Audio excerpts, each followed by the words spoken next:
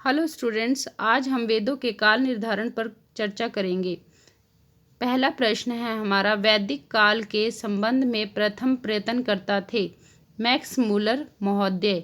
Max Muller का संबंध था कौन से देश से संबंध था इनका? जर्मनी देश से। अगला प्रश्न है, बुद्ध को आधार मानकर वैदिक साहित्य का प्रारंभ माना जाता है। मैक्स मूलर ने बुद्ध को आधार मानकर वैदिक साहित्य का प्रारंभ किसने माना है? मैक्स मूलर ने 1200 बीसी में। अगला प्रश्न है, बुद्ध का आविर्भाव काल है 500 ईस्वी पूर्व। अगला प्रश्न है, मैक्स मूलर ने समग्र वैदिक युग को बांटा है 4 विभागों में। कौन कौन से? छंद काल, मंत्र काल, ब्राह्मण काल और सूत्र काल। छंद काल, मंत्र काल, ब्राह्मण काल और सूत्र काल। अगला प्रश्न है, छंद काल है कौन सा है? 1200 ईस्वी पूर्व से 1000 ईस्वी पूर्व। और मंत्र काल है 1000 ईस्वी पूर्व से 800 ईस्वी पूर्व। और ब्राह्मण काल है 800 ईस्वी पूर्व से 600 ईस्वी पूर्व। और सूत्र काल है 600 ईस्वी पूर्व से 200 ईस्वी पूर्व। अगला प्रश्न है, मैक्स मूलर के मत में ऋग्वेद का काल है 1200 ईस्वी पूर्व। अगला प्रश्न है, वेदों का समय अनिश्चित मानते हैं। कौन मानते हैं? प्रोफेसर ए वेबर और मैक्स मूलर ऋग्वेद का काल क्या मानते हैं? 1200 ईस्वी पूर्व।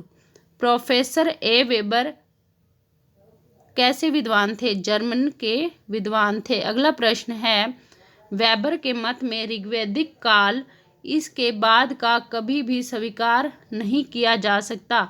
1200 ईस्वी पूर्व या 1500 ईस्वी पूर्व। अगला प्रश्न है, पाश्चात्य विद्वान जिसमें ज्योतिष को आधार मानकर वेदकाल निर्धारण किया है। ऐसे पाश्चात्य विद्वान कौन से हैं जिसने ज्योतिष को आधार मानकर वेदों का काल निर्धारण किया है? याकोबी। याकोबी का पूरा नाम क्या है? हरमन याकोबी, और ये भी जर्मन से संबंधित थे। अगला प्रश्न है, कृतिका और वसंत संपात के आधार पर ऋग्वेद का काल निर्धारण किसने किया था? याकोबी ने। ठीक है, और इन्होंने ज्योतिष को आधार मानकर वेदों का काल निर्धारण किया था, ये ध्यान रखना। याकोबी ऋग्वेद का काल मानते हैं 4500 ईस्वी पूर्व। क्या मानते हैं? 4500 ईस्वी पूर्व। अगला प्रश्न है, ज्योतिष के आधार पर वेदों का काल निर्धारण करने वाले भारतीय विद्वान कौन से हैं? बाल गंगाधर तिलक। और पाश्चात्य विद्वान कौन से हैं ज्योतिष को आधार मानकर वेदों का काल निर्धारण करने वाले? पाश्चात्य विद्वान कौन से हैं? याकोबी। और तिलक ने वैदिक काल को कितने भागों में विभक्त किया है? 4 भागों में। कौन कौन से? अदिति काल, मृगशिरा काल, कृतिका काल और अंतिम काल।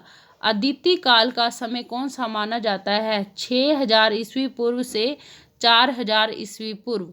और मृगशिरा काल है 4000 ईस्वी पूर्व से 2500 ईस्वी पूर्व। और कृतिका काल है 2500 ईस्वी पूर्व से 1400 ईस्वी पूर्व। और अंतिम काल है 1400 ईस्वी पूर्व से 500 ईस्वी पूर्व। अगला प्रश्न है, तिलक के अनुसार आर्य सभ्यता के लिए सर्वाधिक महत्वपूर्ण काल था मृगशिरा काल। मृगशिरा काल जो कि दूसरे नंबर पर आता है, जो कि किसके नंबर पर आता है? दूसरे नंबर पर। 4000 ईस्वी पूर्व से 2500 ईस्वी पूर्व। ठीक है, अगला प्रश्न है हमारा, कृतिका काल में रचना हुई। कृतिका काल में किसकी रचना हुई थी? वेदांग ज्योतिष की। किसकी हुई थी? वेदांग ज्योतिष की। तिलक के मत में षड दर्शन सूत्रों की रचना हुई थी अंतिम काल में। अगला प्रश्न है, बौद्ध धर्म का उद्भव हुआ था अंतिम काल में। बौद्ध धर्म का भी उद्भव अंतिम काल में हुआ और षड दर्शन सूत्रों की रचना भी अंतिम काल में हुई। यह किसके मत में है? तिलक के मत में। अगला प्रश्न है, विंटर नीड्स ऋग्वेद का समय मानते हैं 2500 ईस्वी पूर्व। अगला प्रश्न है, पुरातात्विक आधार पर भारतीय मत में ऋग्वेद का काल है 4000 ईस्वी पूर्व। अगला प्रश्न है, पुरातात्विक आधार पर पाश्चात्य में ऋग्वेद का काल है 2000 ईस्वी पूर्व और भारतीय मत में ऋग्वेद का काल है पुरातात्विक आधार पर 4000 ईस्वी पूर्व। अगला प्रश्न है, ऋग्वेदिक मंत्रों की अधिक रचना हुई मृगशिरा काल में। कौन से काल में हुई? मृगशिरा काल में। इस प्रकार बच्चों हमने वेदों का काल निर्धारण